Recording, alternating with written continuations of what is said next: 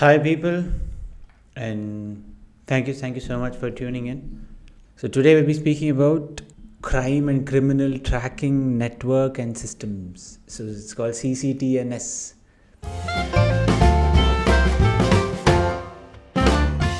So, all 17,130 police stations in the country linked through centralized online platform.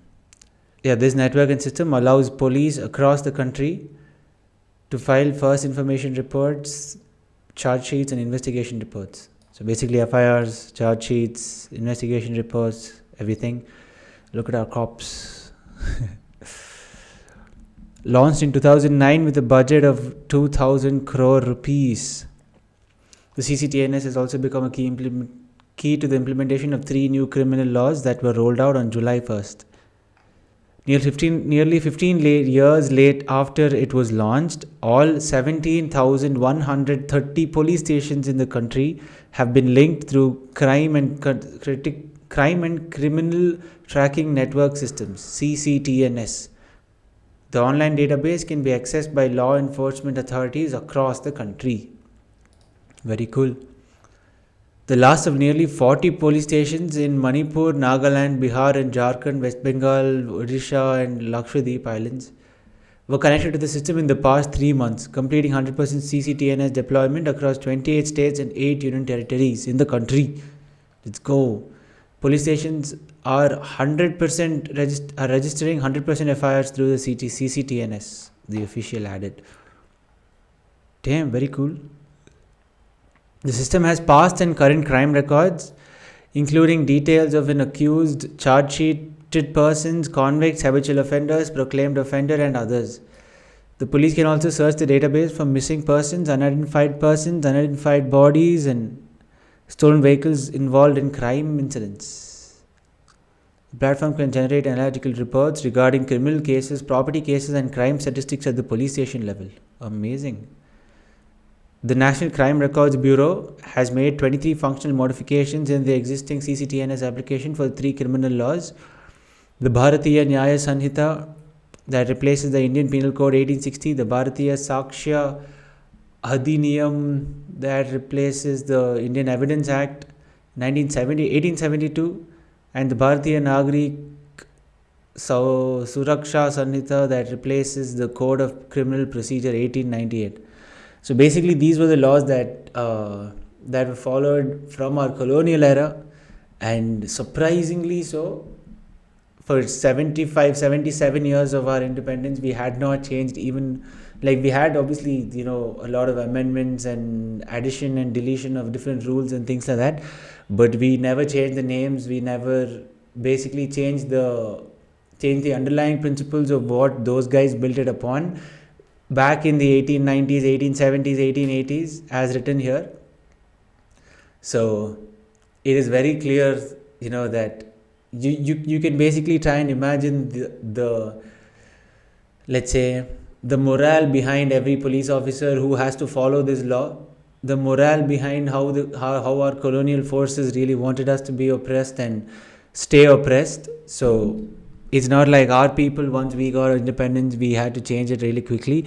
But now they've changed the names, just the names. This is like, they haven't changed much apart from the names. They've changed like a few, like criminal options. So basically, earlier there was a lot of, there were different crimes where you'd be imprisoned for a lot of years, and there were harsher basically results to your actions and your crimes. But right now they're taking a rehabilitative approach more than punishment based one. So some laws and some rules have been softened a bit, but the fact that they replaced it, and they have replaced it with completely Hindi names. Like, come on. Like Bharatiya Nyaya Sanhita. That is the only thing I can read properly. Bharatiya Sakshya Adhiniyam and Bharatiya Nagrik Suraksha Sanhita. Come on. Like, You have all of your South Indian states who don't speak Hindi not one bit, not one bit in their entire lives. If not for, like, let's say some random people moving in here and being so adamant to not learn our language, where we learn their language and basically so that it makes their life easier and communicate with them. But even otherwise, it's like you go to Germany or something, and they speak in German. Like, yes, they speak in German. Why would they not speak in German? It's just trying to, like, probably impose English or something on them. So it goes along those lines. I don't know. I feel like this is like, trying to push soft power and trying to make sure that seeps in. But that is not the point of this video. This is just a small off track kind of ranting that I went through. But yeah, it's all right. So, but right now India has 130 police stations. 17,130 police stations in the country. Amazing. So the National Crime Records Bureau has made like 23 functional modifications to help, like, basically inculcate the application of CCTNS for these 3 criminal laws which have been changed recently. The changes include seeking permission of senior officers before making arrests in certain cases, providing information of arrest to relatives or friends, designated police officer, and display of arrest information. This is actually important. Mostly, whenever arrests happen, they are very adamant and ignorant and cautious to make sure that parents and relatives and friends are not known. But okay. Provision to send daily dairy products to the magistrate on a fortnightly basis. Forensic investigation in all cases punishable with imprisonment for more than 7 years. Mandatory videography of the crime scene. And forensic evidence collection. Okay. Biological samples to be collected on request of any police officer. Nice. Police to inform progress of the investigation to the victim within 90 days. And new timelines under the new laws. This is pretty cool. The scope of the CCTNS has been enhanced over the years to integrate the police data with other pillars of the criminal justice system, namely courts, prisons, prosecution, forensics, and fingerprints. Accordingly, a new system called the Integrated Criminal Justice System has been developed. Integrated Criminal Justice System is the need of the hour for India, because, like, if you just look at the number of criminal cases that are still remaining in courts, criminal cases in India. Yeah. In 2021 alone, a total of 60,96,310 crimes were registered nationwide. Committed, you can just forget about the number. Comprising IPC crimes and special and local laws crimes. Okay. What is the number 1 criminal state in India? Highest crime rate state in India, Uttar Pradesh. Uttar Pradesh has the highest crime rate in India in 2024. As of 2022, UP's crime rate was 171.6%, which is much lower than the national average of 258.1%. However, according to NCRB data, UP has a significant crime rate, with reported incidents reaching 7,53,675. Pending criminal cases in India. As of 2025, there were over 51 million pending cases in Indian courts. That's 5 crores, including criminal cases. So the total number of pending cases are those many. Like, there's a photo here. Justice delayed. States with the highest number of cases pending for 10 years or more. There are 11 lakh cases which are 10 to 20 years in UP. All across the country, there are 34 lakh cases which are above 10 years across India.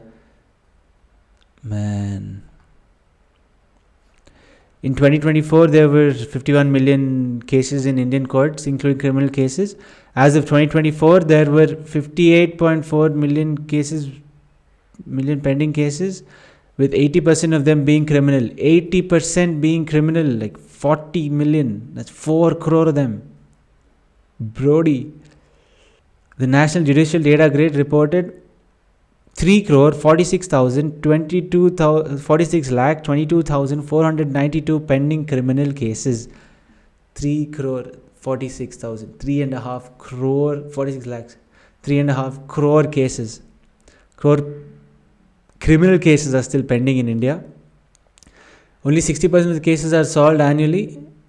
That is okay. Okay.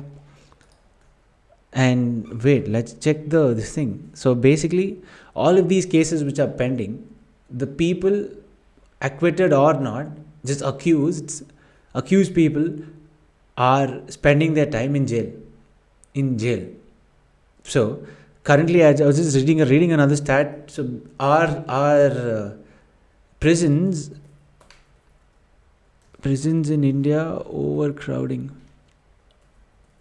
Yeah, statistics on overcrowding of prisons in India. As of 31 December 2022, India's prisons had a 131% occupancy rate with 5,73,220 inmates against a capacity of 4,36,000.